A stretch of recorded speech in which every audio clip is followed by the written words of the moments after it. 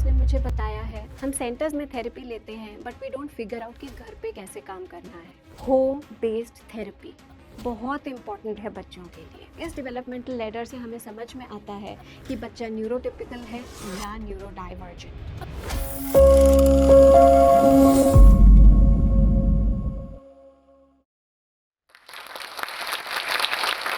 Hello everyone, मेरा नाम प्रभजोत कौर है। I am an occupational therapist. I've been working for 15 years now and have worked a lot with autistic children and other associated children who might have ADHD, Down syndrome, and so on. I have had my degrees from national institutes and I have worked in reputed hospitals like Max Hospital, Saket, Delhi, then Sayadri Hospital in Pune. But after this COVID pandemic and working on an online basis, I realized something कि बच्चों के साथ काम करने के लिए it is important कि घर पे उनकी थेरेपी की जाए। Because most of the parents ने मुझे बताया है, हम सेंटर्स में थेरेपी लेते हैं but we don't figure out कि घर पे कैसे काम करना है। होम बेस्ड थेरेपी बहुत इम्पॉर्टेंट है बच्चों के लिए। 3 चेंजिंग पॉइंट्स जिन्होंने मुझे इस पॉइंट पे लाया कि मैं ऑनलाइन वर्क करूं, वो था ऑफ कोर्स मेरी डॉटर का birth and I wanted to be there with her. Covid ने मुझे बहुत इंपॉर्टेंट प्लेटफॉर्म दिया जिससे मुझे समझ में आया कि ऑनलाइन थेरेपीज़ के थ्रू मैं वर्ल्ड वाइड पहुंच सकती हूँ, हर एक घर में पहुंच सकती हूँ। घर बैठे-बैठे थेरेपीज़ हो सकती हैं। पेरेंट्स को समझ में आएगा कि घर पे कैसे बच्चों के साथ डील करना है, उनके साथ वर्क करना है, एक्टिविटीज़ करनी है। पेरेंट इंटरैक्ट कर रहा है directly so they know exactly what to do. And of course it is important कि हम समझें कि क्या लर्निंग है उस बच्चे की और उन्होंने क्या किया। There is a developmental ladder जिसमें कुछ स्टेप्स कभी-कभी मिस आउट हो जाते हैं और इस डेवलपमेंटल लैडर से हमें समझ में आता है कि बच्चा न्यूरोटिपिकल है या न्यूरो डाइवर्जेंट। हर बच्चा अपनी स्टोरी बताता है। जब आप नोटिस करें आपके बच्चे को टमी टाइम कम मिला, आपके बच्चे ने क्रॉलिंग नहीं किया, वॉकिंग थोड़ा डिलेड था, जिस टाइम पे वर्ड्स आने चाहिए थे, फॉर एग्जांपल 1 ईयर पे उसको थोड़ी सी स्पीच आनी चाहिए थी इन फॉर्म्स ऑफ एटलीस्ट वर्ड्स, उसको आई कांटेक्ट देना चाहिए था, स्माइल देना चाहिए था, लेकिन ये सब चीज़ें थोड़ी डिलेड थी। It is already giving you an indication कि this is not the correct development. कहीं न कहीं पे वो लैडर का स्टेप मिस हो गया है और हमें उसी स्टेप को ओवरकम करना है। वी एज़ पेरेंट्स या थेरेपिस्ट्स खड़े हैं लैडर के ऊपर अपने बच्चे को ऊपर बुलाने के लिए। This is where we understand कि जहाँ वो लैडर मिस हुई है, जिसे आजकल रिफ्लेक्स इंटीग्रेशन समझा जाता है, वहाँ पे हमें पता चलता है न्यूरो डाइवर्जेंट बच्चे क्या हैं। हर टाइप की स्टिमुलेशन सेंसेस जो एनवायरनमेंट से आती हैं, light, touch, sound, smell, taste, pressure, movement, हर चीज़ को बच्चा एक अलग तरह से परसीव करता है। कभी-कभी इन्हीं चीज़ों की प्रोसेसिंग में उसे टाइम लगता है। इसके अलावा एक और इम्पॉर्टेंट सेंस है जिसका नाम है इंटेरोसेप्शन। इंटेरोसेप्टिव अवेयरनेस है, मुझे भूख लगी है, मुझे प्यास लगी है, टॉयलेट नीड्स, बॉडी में कोई डिस्कम्फर्ट है, टेम्परेचर चेंज है एनवायरनमेंट में या मेरी बॉडी में, बच्चे को फीवर आ रहा है, बच्चे को किसी टाइप की स्लीप रिलेटेड इश्यूज है, वो सो नहीं पा रहा, ये सब की प्रोसेसिंग स्लो है। हर बच्चा अपनी स्टोरी बताता है कम्युनिकेट करके। ज़रूरी नहीं है वो स्पीच से आए, वो इमोशन से आ सकता है, बिहेवियर से आ सकता है, बच्चे के जेस्चर्स, बॉडी लैंग्वेज, इवन अगर आपको अपने बच्चे का मेल्ट डाउन दिख रहा है, उसमें भी आता है। वो स्टोरी आना बहुत इम्पॉर्टेंट है, उस स्टोरी को समझना बहुत इम्पॉर्टेंट है। अगर हम उस स्टोरी को समझ गए, तो हमें पता चल गया हमारा बच्चा कैसे लर्न करेगा। And I am thankful to Josh Talks कि उन्होंने मुझे यहाँ बुलाया कि हम ये एक्सपीरियंसेस, मैं अपने एक्सपीरियंसेस और मेरे पेरेंट्स के एक्सपीरियंसेस आपके साथ शेयर कर पाऊँ और आपकी कुछ क्वेरीज को भी सॉल्व कर पाऊँ। मेरे पास पहली क्वेरी आई है एक 4 ईयर ओल्ड बच्चे के लिए जो अकेडमिकली बहुत अच्छा है, but the same child takes time in settling in school. वो सेटल नहीं हो रहा है, टीचर की कमांड फॉलो नहीं कर रहा है। बहुत इंटरेस्टिंग क्वेश्चन है। एकेडमिकली अच्छे होने का मतलब है बच्चे की प्रॉब्ली ड्राइंग स्किल्स अच्छी हैं, उसकी उसकी लर्निंग अच्छी है कि उसको अल्फ़ाबेट्स, नंबर्स, कॉन्सेप्ट्स पता हैं, लेकिन फिर भी वो क्यों सेटल नहीं हो रहा है क्लास में? The important thing here is क्योंकि sitting is not always the way जिससे बच्चे लर्न करते हैं। अगर हम सिर्फ सिटिंग टॉलरेंस को और कमांड फॉलोइंग को टारगेट बनाते हैं, गोल बनाते हैं, तो हम बच्चे की लर्निंग में मिस आउट कर रहे हैं। ये बच्चा विजुअल लर्नर हो सकता है, मूवमेंट बेस्ड लर्नर हो सकता है, क्या आपको याद है एज अ चाइल्ड या एज एन एडल्ट ऑल्सो जब आप एग्जाम्स देते थे, कभी कभी मूवमेंट करते हुए पढ़ने में हमें समझ में बेटर आता था, हमें अच्छे से कॉन्सेप्ट समझ में आते थे। वही मूवमेंट ये बच्चा भी डिमांड कर रहा है, but class based sitting based activities ज़्यादा होती हैं जो इस बच्चे को सेटल नहीं होने दे रही। तो हम स्कूल में भी सजेस्ट कर सकते हैं और इसे घर पे भी प्रैक्टिस कर सकते हैं, छोटे छोटे टास्क में इन्वॉल्व करके। फॉर एग्जाम्पल, टीचर हैंड पकड़ के बच्चे को वर्कशीट्स दिलवाए कि एक एक बच्चे को हम वर्कशीट्स जो उस दिन की होनी है वो हैंडल करते हैं, या जो भी एक्टिविटी मटेरियल्स है वो हैंड आउट करते हैं। अब हमें एम्प्टी स्पेस चाहिए, चेयर्स को स्टैक करना है। अगर आउटडोर एक्टिविटी टीचर स्कूल में करवा रही है तो पार्टनर्स का कॉन्सेप्ट रखे, जिसमें पार्टनर के साथ रनिंग करके बच्चा बाहर जा रहा है, वो पार्टनर उसको इंटरेस्टेड रखेगा, सोशलाइज करने में हेल्प करेगा, उसको समझेगा कि मेरे हाथ में किसी का हाथ है। अगर इस बच्चे को स्पेसिफिकली एक्सटर्नल लोगों, स्ट्रेंजर्स के टच से प्रॉब्लम है, उसको समझ में आएगा कि मुझे किस तरह से उस बच्चे से कनेक्ट होना है। एंड उसके बाद जब वो भाग के बाहर जाएगा, वो बच्चा उसे स्लो डाउन करने में भी हेल्प करेगा। इम्पॉर्टेंट है, कभी-कभी बच्चे हर बच्चे के साथ सेटल नहीं होते, तो हम एक फिक्स बच्चा पार्टनर रख सकते हैं, और अगर वो बच्चा उस दिन के लिए अवेलेबल नहीं है, the teacher can be the partner for that child to help this child. मेरे पास नेक्स्ट क्वेरी है एक पेरेंट की कि 4.8 इयर्स का बच्चा है जो बहुत सारी चीज़ें बोलने लग गया है, 2-3 वर्ड्स में अपनी नीड्स, अपनी बेसिक चीज़ें बता देता है, लेकिन पास्ट इवेंट्स नहीं बताता। इसको दो पार्ट्स में डिवाइड करूँगी। पहले हम अपने बच्चे से समझें कि क्या उसे व्हाट, व्हेन, व्हिच, कब, क्या, ये कॉन्सेप्ट समझ में आ रहे हैं जब उन्हें ऐसे क्वेश्चंस पूछते हैं। फॉर एग्जांपल, वो स्कूल से आया, हमने कहा आज स्कूल में क्या हुआ, आज आपने ब्रेकफास्ट में क्या खाया, कल हम कहाँ गए थे। क्या बच्चे को वो लैंग्वेज समझ में आ रही है क्वेश्चंस की? इसीलिए क्वेश्चन से अप्रोच करना करेक्ट वे नहीं है। इंस्टेड हम कैसे इसे अप्रोच करेंगे? बच्चे को ले जाएं और कहें, उसकी कोई नोटबुक निकालें, फॉर एग्जांपल स्कूल से उसने कुछ ड्रॉ किया, कुछ राइट किया। आज हमने एक हाउस ड्रॉ किया, वाओ! टीचर ने हमको एक स्टार दिया, ये! उसी को अलग फैमिली मेंबर्स के पास जाकर दिखाएं। देखो, मैंने आज एक हाउस बनाया। अगर बच्चा नहीं बोल रहा है, हम बच्चे की टॉक के लिए प्रेजेंट है। हम उसकी वो पैरेलल टॉक उसके बिहाफ पे कर रहे हैं कि जब वो जा रहा है, वो सिर्फ नोटबुक दिखा रहा है, उसके हाथ में है, लेकिन हम उसके बिहाफ पे पेरेंट को बोल रहे हैं, देखो हमें आज स्टार मिला। तो बच्चा कहे स्टार, वो एक भी वर्ड बोलेगा तो विल अंडरस्टैंड कि उसको समझ में आया ये कैसे कम्युनिकेट करना है। एंड सामने से वो पेरेंट बोलेगा, वेल डन, आपने बहुत अच्छा काम किया। एंड इन दिस वे जब हम उसकी स्पीच हम ले लेंगे तो उसे समझ में आएगा कि पास्ट इवेंट्स को कैसे बताया जाता है। एक और पेरेंट की क्वेरी आई है मेरे पास कि बच्चे को हम कुछ टाइम के लिए टीवी दे रहे हैं जिसमें कुछ एजुकेशनल है या कुछ लर्निंग हो रही है, जिसमें मदर भी बैठ रही है बच्चे के साथ, और उस टाइम पे वो बता रही है उसे। इसे मैं दो पार्ट्स में डिवाइड करना चाहूँगी क्योंकि ये बहुत वाइड ऑडियंस के काम आएगा। फर्स्ट, जब आप बोल रहे हैं और बच्चे को शायद उस लर्निंग एक्सपीरियंस से समझा रहे हैं कि क्या है, और उसके साथ जो टीवी पे विजुअल ऑडिटरी एक्सपीरियंस या इनपुट मिल रहा है बच्चे को, क्या बच्चा साथ में उसे प्रोसेस कर रहा है? सेकंड क्वेश्चन, क्या उसी एक्सपीरियंस को आप बिना टीवी के यूज़ कर सकते हैं? फॉर एग्जाम्पल, टीवी पे एक राइम आप दिखा रहे हैं, एक स्टोरी दिखा रहे हैं, थ्री लिटिल पिग्स की। क्या वही एक्सपीरियंस आप एक स्टोरी बुक सामने रखें और बच्चे को साथ में रख के बता सकते हैं कि आप उसे इनैक्ट करें कि आप एक पिग हो, हम डर रहे हैं, उसमें आप राइम्स ऐड करिए। फॉर एग्जांपल, आपने बोला कौन डरता है भेड़िए से, क्योंकि बच्चों को राइम्स पसंद है, वो इन राइम्स को एंजॉय करेंगे। और आप एक वुल्फ बन के आए, I will blow your house down, और ज़ोर से बच्चे के मुंह पे ब्लो किया, या उसके ऊपर पिलोज या एक कपड़ा रख के ब्लो किया, तो बच्चे के ऊपर हवा आएगी, उसे इंटरेस्टिंग लगेगा, वो नेचुरली आपको आई कांटेक्ट भी देगा, नेचुरली आपसे सोशलाइज भी करेगा, शायद कम्युनिकेट करके आगे साउंड निकालेगा जिसमें वो अपने इमोशंस दिखा रहा है।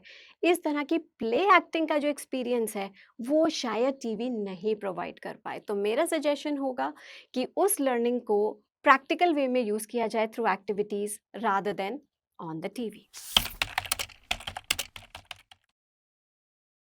एक और पेरेंट की बहुत इंटरेस्टिंग क्वेरी आई है मेरे पास कि बच्ची है, वो पढ़ाई करते टाइम स्पेसिफिकली लाउडली बोलती है। अगर पेरेंट बोलता है स्लो डाउन हो जाओ, थोड़ी देर के लिए हो जाती है बट लाउड होती है, नॉर्मल कॉन्वर्जेशन रोबोटिकली करती है। Let me explain this in two parts.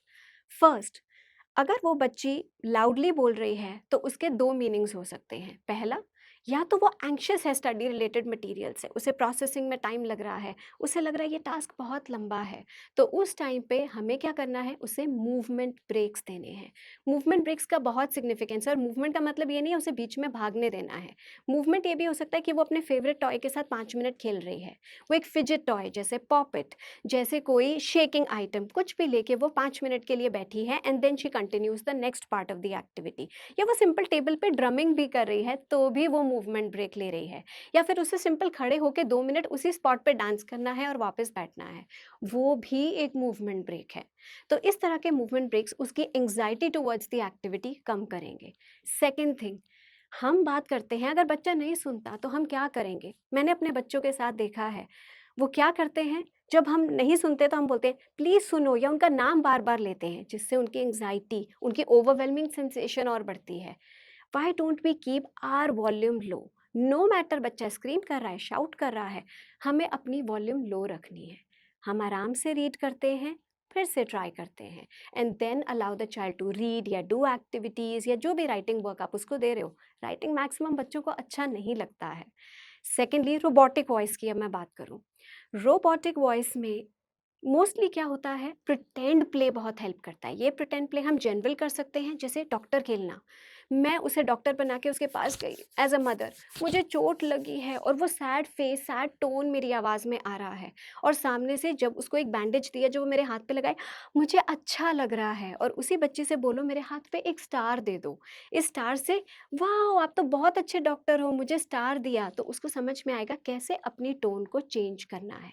इसी चीज़ को हम, जैसे मैंने पहले बताया, स्टोरीज़ की फॉर्म में कर सकते हैं। जब स्टोरीज़ में आप अलग-अलग कैरेक्टर्स को इनैक्ट करते हुए डिफरेंट एक्सप्रेशंस देते हैं, तो बच्चे को समझ में आता है कि उस टोन को चेंज कैसे करना है। एक और बहुत इंटरेस्टिंग क्वेश्चन आया है कि बच्चे को पर्सनल बिलॉन्गिंग सेंस बहुत ज़्यादा है, इन द सेंस हर चीज़ उसे चाहिए। किस बच्चे को नहीं चाहिए? हर बच्चा हर टॉय जिसके पास भी देखता है उसे लगता है मेरे पास भी हो। ये सेंस ऑफ पोसेसिवनेस बहुत होता है। बट इम्पॉर्टेंट इज हम अपने बच्चे को ये कैसे समझाएंगे। फर्स्ट एस्पेक्ट, घर की चीज़ों से समझाते हैं।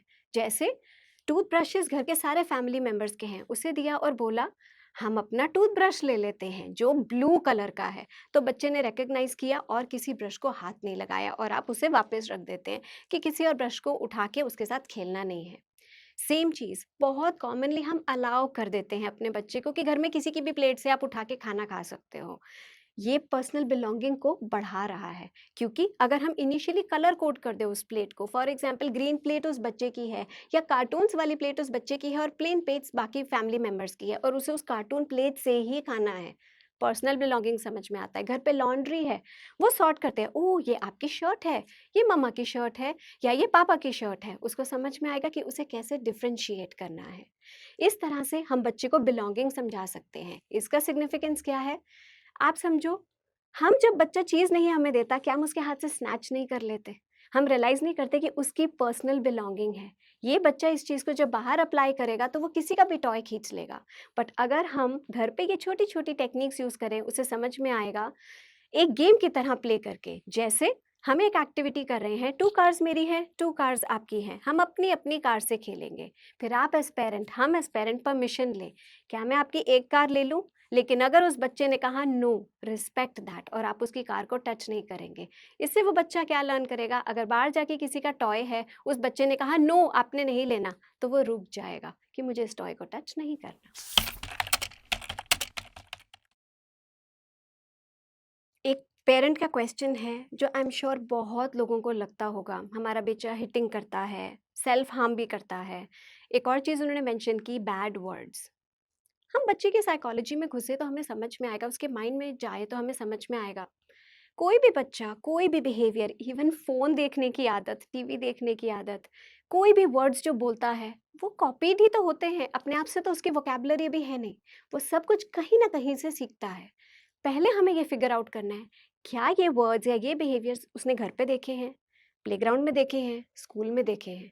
उसका सोर्स ढूँढना है। सेकंड थिंग, उसे हम एक इमोशन कार्ड से कनेक्ट कर देते हैं। फॉर एग्जाम्पल, एंग्री फेस, जब भी वो ऐसा करे उसे ऐसे नहीं बोलना, मारते नहीं है बोलने के बजाय उसे वहाँ पे लेके गए, मैं आज रेड फेस हूँ, मैं आज बहुत एंग्री हूँ, और उसके साथ एसोसिएटेड एक विजुअल स्केड्यूल बनाएं जिसमें हम एक पंचिंग टॉय रखें, जैसे आजकल डॉल्फिन्स मिलती हैं पंचिंग टॉय की तरह, कि हम उस पंचिंग टॉय के पास जाएंगे जब भी हमें ऐसा फील हो रहा है, उसे पंच करेंगे और साथ में काउंट करेंगे 1 2 3 4 5। आपने नोटिस किया, फास्ट शुरू करके मैं स्लो हो रही हूँ, क्योंकि वो स्लोइंग डाउन उसकी ब्रेथ को काम डाउन करेगा, उसे इमोशनल रेगुलेशन में हेल्प करेगा।